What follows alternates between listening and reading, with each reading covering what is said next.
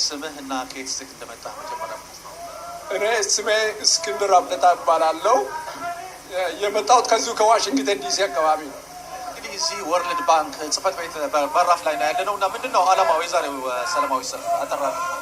የዛሬው ሰልፍ የወጣንበት ወይም ልንወጣ የተገደድንበት ምክንያት የኢትዮጵያ መንግስት ታይቶ በማይታወቅ ሁኔታ የኦሮሞን ህዝብ የማጥፋት ያህል ጂኖሳይድ እያካሄደ ስለሆነ ይሄንን ለዓለም እና ይሄንን መንግስት ለሚደግፉት ለነዚህ የፋይናንስ ተቋሞች ለቅሬታችንን ለመግለጽ ነው የወጣ ነው። አሁን ኦሮሚያ ውስጥ ያለው ሁኔታ እንዴት ነው ያለው ሁኔታው? ኦሮሚያ ውስጥ ልነገር ከማይቻልበት ደረጃ ላይ ደርሷል ያለው ሁኔታ።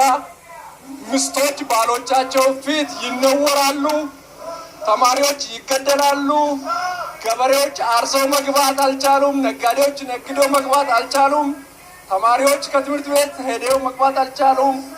እናቶች የልጆቻቸውን አስከሬን ነው የሚቀበሉት። ሰው በየቦታው ይገደላል፣ ይዘረፋል፣ ሀብቱ ይዘረፋል፣ እህል ከሜዳ ላይ ይቃጠላል። ይህ ነው የማይባል በጨካኝ ነገስታት ውስጥ ታይቶም ተሰምቶም የማይታወቅ ነገር የአብይ መንግስት በኦሮሞ ህዝብ ላይ እያደረሰ ነው። እንደምታውቀው አሁን ብዙዎቹ ይሄ የኦሮሞ ተረኝነት ነው ኦሮሞ ነው ስልጣን የያዘው እያሉ ምክንያቱም ጠቅላይ ሚኒስትሩ ከኦሮሞ ስለሆኑ እንደዛ የሚሉ ሰዎች አሉና ይህን መንግስት የኦሮሞን ህዝብ አይወክልም ማለት ነው። የኦሮሞን ህዝብ አይወክልም ባጭሩ። ነገር ግን ኦሮሚያ ውስጥ ስላደጉ ብቻ የኦሮሞን ህዝብ ወኪል ሊሆኑ አይችሉም። ባይዘወይ በኢትዮጵያ ነገስታት ታሪክ ውስጥ ኦሮሞ ከስልጣን ርቋል ብዬ አላምንም። ግን ለኦሮሞ ህዝብ የሰራ የለም። ሁሉም ቅጥረኛ ሆኖ ኢትዮጵያን ስታብሊሽ ላደረገው ስርዓት ነው ሲገዛ የኖረው። ለኦሮሞን ህዝብ የጠቀመ ገዥ የለም። ባይዘወይ ጠቅላይ ሚኒስትሩ እኔ ኦሮሞ ነው የሚለውን አልቀበልም። አሁን እንዴት ነው የጠቅላይ ሚኒስትር አብይ አህመድ መንግስት በኦሮሞ ህዝብ ላይ ያለው ተቀባይነት ምን ይመስላል? በኦሮሞ ህዝብ ዘንድ ምናልባት 1% ላስቀርለት 99% በኦሮሞ ህዝብ ዘንድ ተቀባይነት የለውም። ምክንያቱም በኦሮሞ ህዝብ ላይ የኦሮሞ ህዝብ በቀየው በቤቱ አይቶ የማያውቀው ግፍ ነው እያየ ያለው። ስለዚህ በጣም አምርሯል ህዝቡ። በዚህ ዘግ በዛሬው ያደረጋችሁት ሰላማዊ ሰልፍ ምንድነው አቺቭ ማድረግ የፈለጋችሁት ዓላማው? አንድ አሁን ለምሳሌ እዚህ የፋይናንስ ተቋሞቹ ጋር ስንመጣ እነሱ ናቸው ይሄንን ዲክታተር መንግስት በገንዘብ የሚደጉሙት። ይሄንን እንዲያቆሙ የሚሰጡት ገንዘብ ለልማት ሳይሆን ለቴሮሪዝም ህዝብን ለማስገደል የዋለ ነው እንጂ ለሀገር ልማት አይደለም።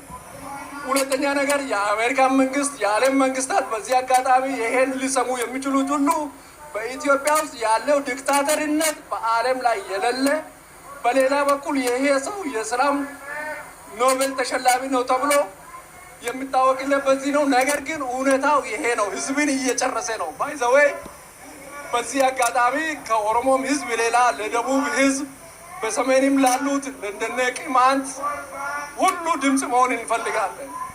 ተመሳሳይ ችግር አለ በዚህ ውስጥ። ደቡብ በተለይ የደቡቦች እስር ቤት ተብሎ ነው የሚታወቀው እና ለነዚህ ሁሉ ድምፅ መሆን ለሌላቸው ሰዎች ሁሉ ድምፅ መሆን ፈልገን ነው ወጣ።